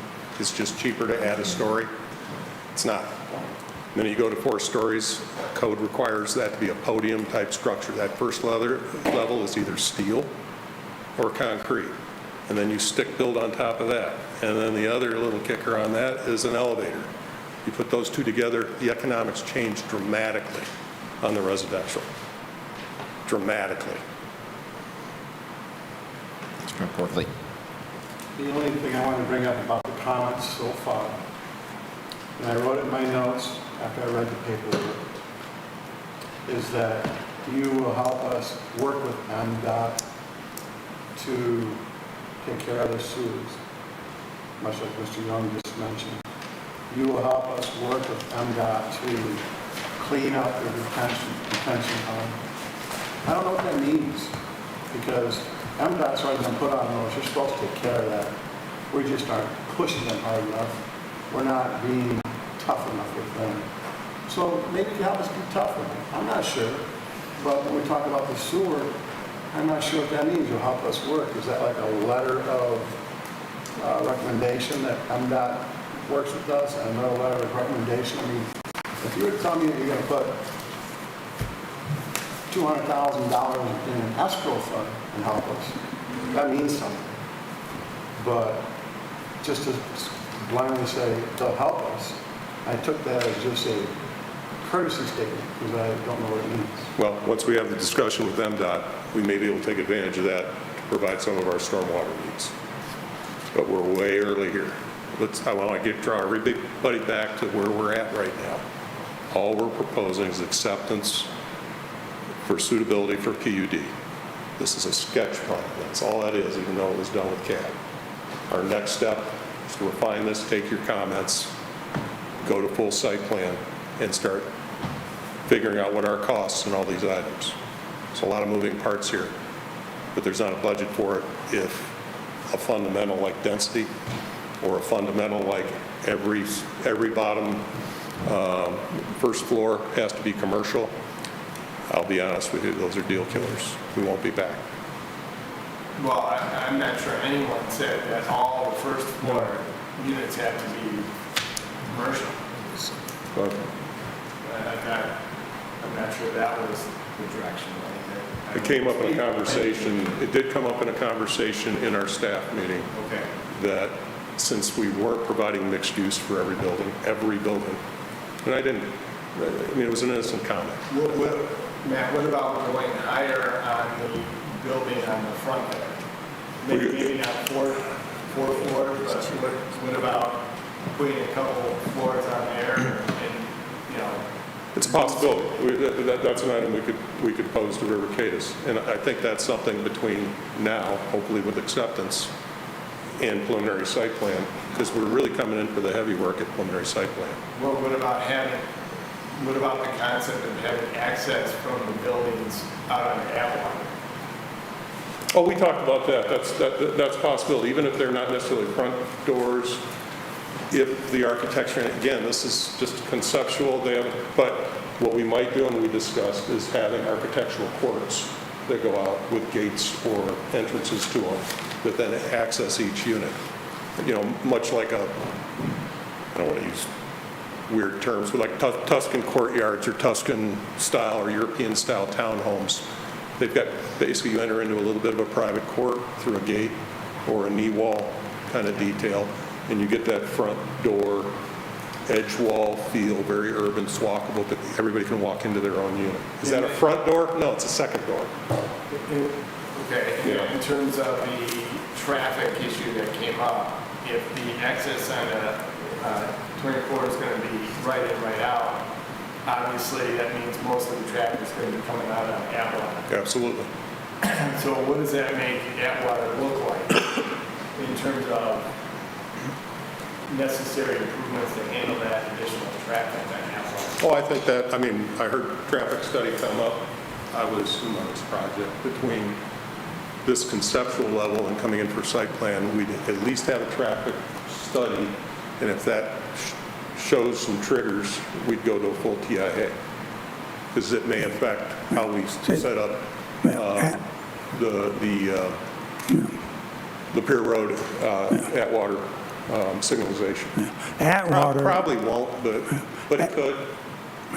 Atwater is a major street. It has two turning lanes going north and two going south. I'm sorry, two going south and one going north. So it's already been addressed for traffic. But I think in fairness, you know, at least a traffic, not a full TIA, but at least a projection, and use what SEMCOG has for base traffic there, and just see if there's an issue. The two driveways accessing Atwater are pretty close together. We've got driveways everywhere. This project has to access there, so it's pick your poison. I mean, just be honest about it. You've got the condos, which is probably where we located. In terms of turning movements, like probably the least impacted as we get closer to the intersection and you get peak hour stacks stretching back. You got Leo's there. And I don't think we want to necessarily be directly across from right there where Andy's got the cursor. Yeah, we did, if I can throw in there, we did Yeah, look go at moving the driveway possibly over here. The problem is that this driveway is just unreasonably large. I want to say it's 34 foot wide, so it would just be putting somebody out into a parking lot across from them. Nobody knows where they're supposed to go. As a civil engineer, I hate that. And then if we were to move the driveway farther this direction towards the west, then we would have a left turn issue between the drives. And then we're getting that much closer to the intersection over here, which takes away from our stacking. That's why we said it's best to keep it all the way as far as east as possible. Less confusion, better visual terminus in and out. I could see that the signal out of Atwater might need to be tweaked, but I'll be surprised if it really needs it. The M24 access is almost ceremonial. I mean, we need it, especially if we have some mixed use. Otherwise, people are going to see it and not know how the heck they're getting there. Or we rely on the downtown district to park that from a practical standpoint. That's probably what would happen if we didn't have that cut. Who's going to show up for that space or even know how to unless they know Joe Blow, who is leasing that space. So. Well, one of the problems is the Leo's Restaurant and their accesses, because those are very close to the intersection. That, having a cross-access agreement in the back or the front north, Mr. Chair? what are your options?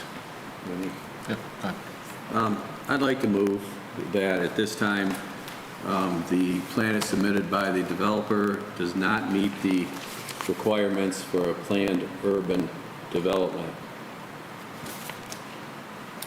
And we should make the recommendation that this plan is not eligible at this time as presented. The wording escapes me, there's nothing presented in our, for a recommended motion, so I'm moving that the presented plan not be recommended for consideration as a planned urban development. All right, is there support?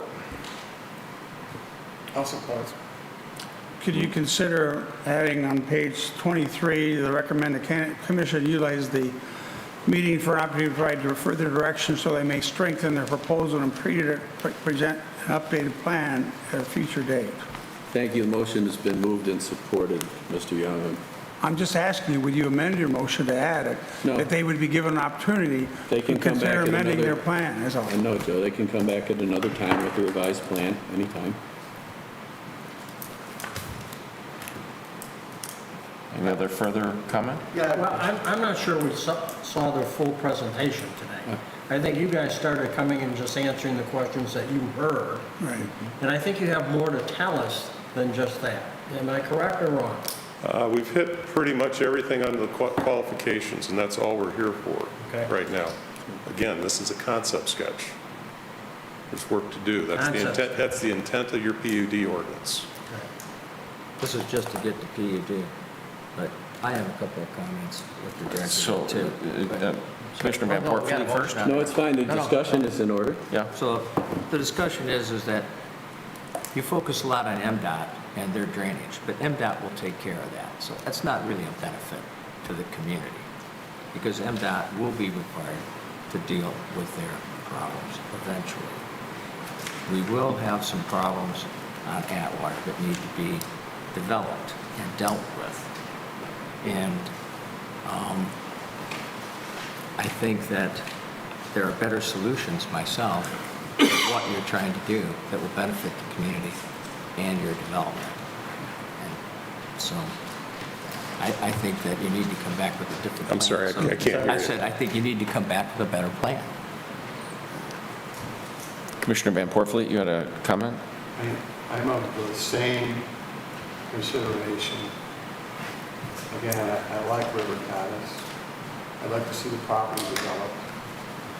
I wish I had more expertise. I wish I was an architect where I could really throw in and help besides sitting here and make a decision based upon what the community tells me, and I'd rather be providing solutions.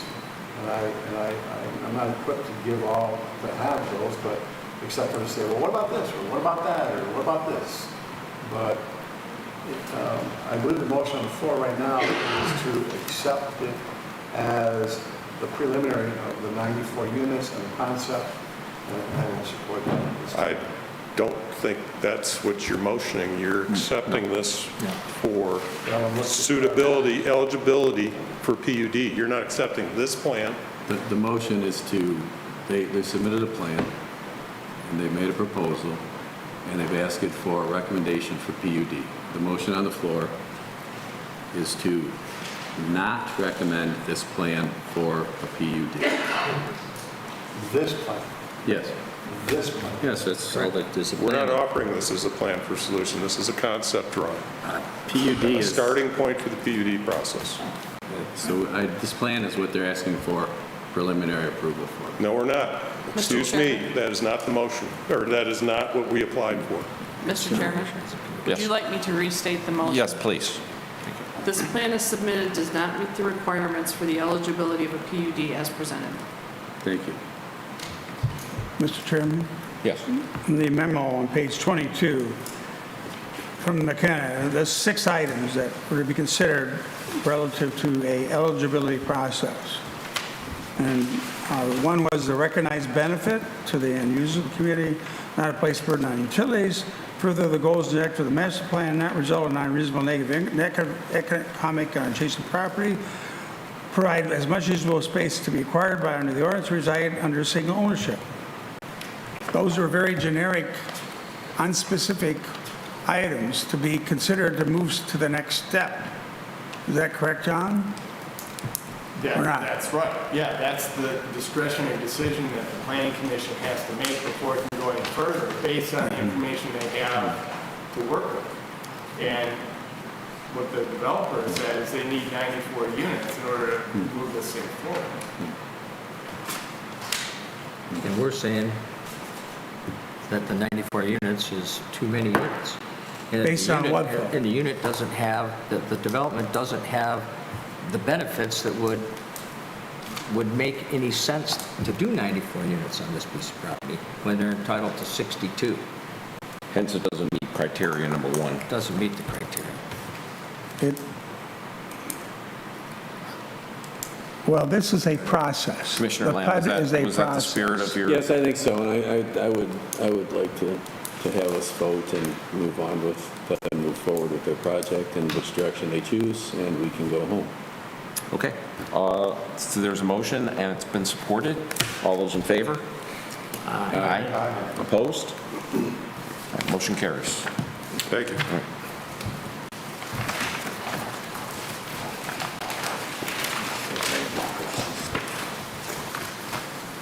We will now move on to item number 9, commissioner comments.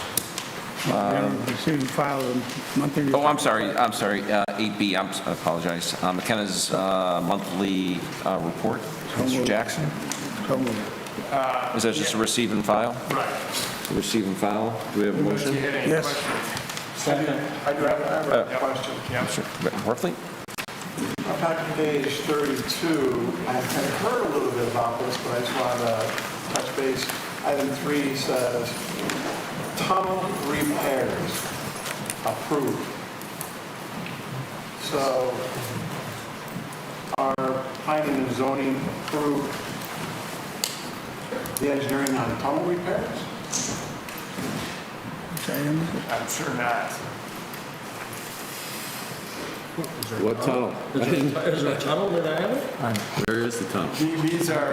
This is information coming from the township's building department that we're reporting to you guys. That's what this is. It's under permit activity. and this is information that we get from the township. Well, I guess I'd like to have more information, Mr. Young. Yes. Like tunnel repairs. Right. So, was there an engineer involved and what liability do we assume? Right. I'll find Because I'm out. sure if we approved it, we did I'll find out. assume some liability. You know of a tunnel on Tunnel? Victoria Island? There's No. it's a tunnel that goes from one of the residences on Victoria Island to the back side of a boathouse that's built into a hill. Oh, That failed miserably because I'm not sure the first tunnel was ever approved. it's It the was village. built of wood, the village. underground. So we approved it in this case for repair. And it comes in for It's a repair. But Mr. Young, they came up. I'm questioning our approval process and we have assumption of liability. I'll look into it from our standpoint. Yeah. And we keep reeling in the liability around here, it seems like, and I just would like a better explanation. Other than that, sir, the tunnel. the only other comment I have is we really, and I appreciate your recommendations for training opportunities, but we have been struggling for, I think, a year now for BZA training. And if you see any of those opportunities, I believe you gave us a quote for that, but our BZA, we have things going on all the time around here, and we need some training for our BZA. And again, it's been well over a year. And golly doggone it, if it was $1,200, I'd rather get our house in order than hang out over not getting this training done. That's it for me on your report, sir. Commissioner Lamb? Oh, that was the planning, where was the planning report? Oh, I'm sorry, the planning report, receive and file, we had a motion to receive and file? We do. Thanks. All those in favor? Aye. Opposed? Carries? All right, now we'll get to commissioner comments. The next meeting, item 10. Don't we do comments first? Oh, I'm sorry. Commissioner comments? Oh, I'm sorry, I missed the commissioner. Yeah. Okay. Yeah, I kept jumping to it just because Ken was Sorry, I kept kept making jumping. comments. So my turn, okay. Well, no, I think, Ken? I have one about the former earlier,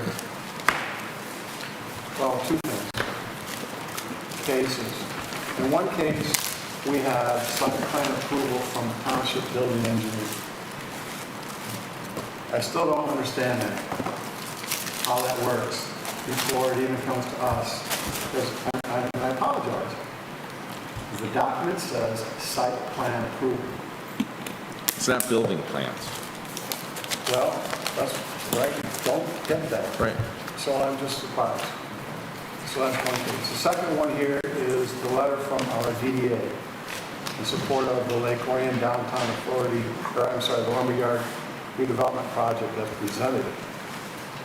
It doesn't make complete sense because it says, housing is a priority of the Village of Lake Orion's master plan update. In the Lake Orion area, households are projected to grow by over 400 units in the next 5 years. Households are projected to grow by over 400 units. What's the definition of a household? An apartment, a dwelling, right? Are projected to grow by over 400 units in the next 5 years. I don't know that. I haven't seen that. But I do believe it's probably going to be 300, which is double Oakland County's expected growth.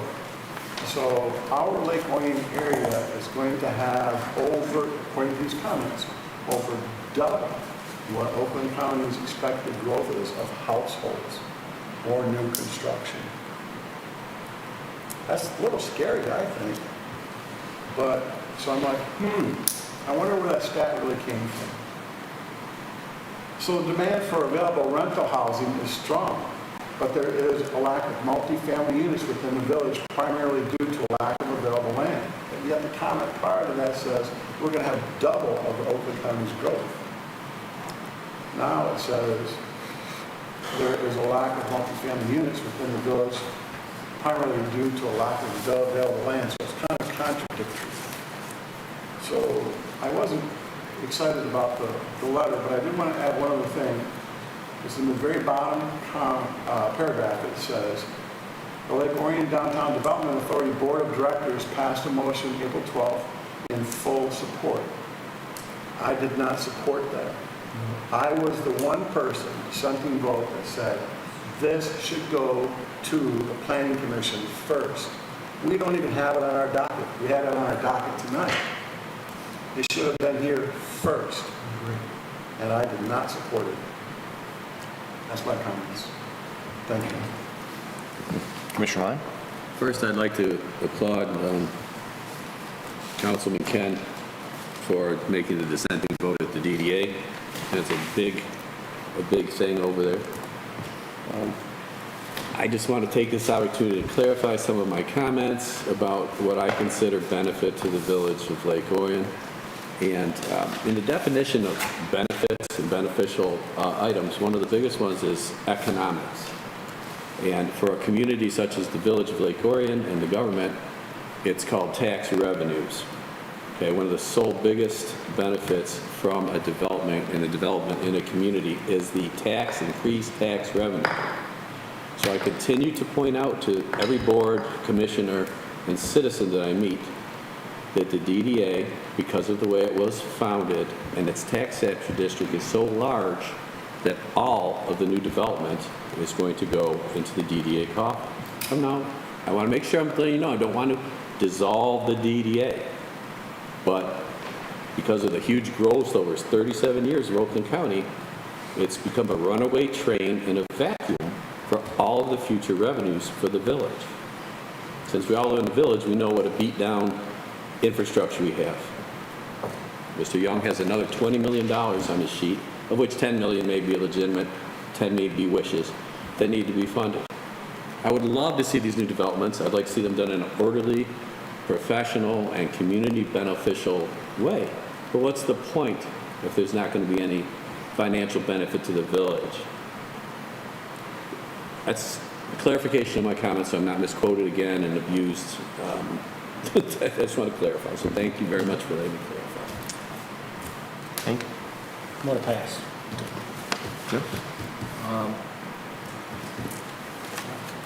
I think that it was a good meeting tonight. These were not easy items to deal with, but I think that the right decisions were made for each one of them, even though I hate holding people up at Broadway, but we need a document that has some substance to it. It's good. With regards to the growth, we've already got almost a quarter of that growth at 400 accounted for over off Elizabeth Street. It hasn't even started, so we got 80-something units going up in there right now that are market rate apartments. So we've got a pretty good part of that gap already done. I guess I just want to comment on the disconnect between, I know the petitioner for the lake house had said, oh, I emailed this. It went to zoning. Nobody has it. And you know, you used to get, I don't know, went from a day to a half a day, 1 day a week, where you could come in face to face and actually talk to somebody from zoning. And now we just send email blindly, hoping they land somewhere. Assuming they land. Assuming they land somewhere. I myself sent one last week, and I didn't get anything that said, received, we'll review, nothing. I'm just hoping it gets somewhere to make forward progress. So, I don't know, it's embarrassing if he did actually send these and they're not getting in front of us. It just makes us look bad. Well, but not having it in our packet, it's not in our packet. Right. It's nowhere. You're right. So, I mean, there is some due diligence that this is posted online. They could look at it and say, hey, that's not in there. They're going to want this. Yeah. You think somebody would have caught that? I think we gave them very clear direction at the last meeting. And Yeah, well, I think Jim's no matter notes. what happened, it didn't show up to us today. It wasn't here. Right. So you can't act on it. And I think we're all in agreement. We'd like to see it, but just, it's not complete. So you can't move forward with an incomplete document. Had they done what we asked them to do last meeting and come prepared with that, they'd have been sailed through today. But I think, if I could, and I agree with you 100%, Ed, but they should have been communicated to prior to this meeting that we don't have all of this data. What are you doing? Because all we really accomplished was heightened frustration, Right. heightened consideration of not being able to do our jobs. That type of activity gets nobody anything. They should have been told, hey, it doesn't make sense because you are not prepared and we don't have a lot of data here. You agree, sir? Yeah, yes, some of those items on that list could have been conditions of approval, but there was just too many of them that needed to be But addressed. they were never communicated to. Our village should take that responsibility and say, hey, because we've worked hard to be in harmony with developers. We've worked hard to be in harmony with people when they want to have a project consideration. To not call that question and say, are you sure? Instead, we let them come up and kind of like roll the dice. I was disappointed with that. Aren't we trying to fix that in next year's budget? Aren't we trying to hire and provide for additional financing? We need more money in the village to hire these people to do these jobs. I agree completely with Ken, and I agree with your concerns, because I kind of sat here feeling like a jerk. But I can't hold the village manager responsible for all this, because the lack of support staff within the village offices has burdened Mr. Young with an incredible variety and number of pretty large type projects for our little town. But I don't want to let him off the hook. But that's the whole thing about, that's my impetus with the budget and the funding for the village. We need to get back to levels where we have sufficient staff and we can afford to pay for them. Right? You know, it's a, $80 grand a year for a, part-time qualified technical employee. And I know where to get the money. I'll just say that I too am very unhappy with the process and how it's not working and the communication isn't happening. It takes a simple phone call to check and it can fall either way. So I'm disappointed in that I was not able to be here the last couple of weeks to follow up on these things, but I'm well aware that it's not that complicated. You call somebody, confirm you got it, and it's in, and we're done, and get it to them ahead of time. It's communication, simple as that. It's not complicated. And do not send an email without following up and getting a response. So I'm just saying. I'm not sure. It sounds like we're shifting some of the responsibility. They came back. No, it's both ways. Well, and We both have it could be some of responsibility. that. But if they'd have just done the things we asked them to do in the last meeting, they'd have gone through today. Well, I know. And they didn't do that, and I don't know where the stuff went, or why wasn't it presented right here and said, here, I've got this. Those are the two things that could happen. So with that, we will possibly have a meeting on May 16th for a special meeting. I'm sorry? May 16th, 1/6, it's a Monday. 2 weeks from today. 2 weeks from today. Yep. Other than that, we will have our next meeting on Monday, June 6th. Right. Move to adjourn. Move to adjourn. Second. All those in favor? Aye.